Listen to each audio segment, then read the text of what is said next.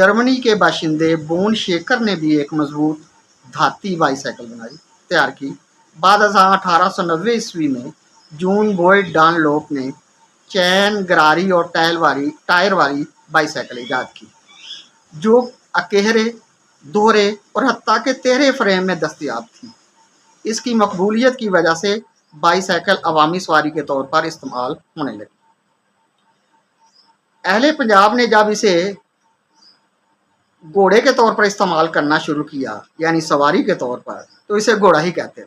यानी बाईसाइकिल को पंजाबी शुरू में घोड़ा कहते थे। बाद अज़ां बाईसाइकिल की जगह ना घोड़ा ना कुछ और, बल्कि सिर्फ साइकिल ही कहा जाने लगा। जंगे अजीम अव्वल और दोम में बाईसाइकिल का इस्तेमाल किया गया। इसके दस्ते तरतीब दिए गए। करीबन एक सदी से ज़्यादा अरसा तक बरे सगीर पाको हिंद में बाईसाइकिल की सवारी का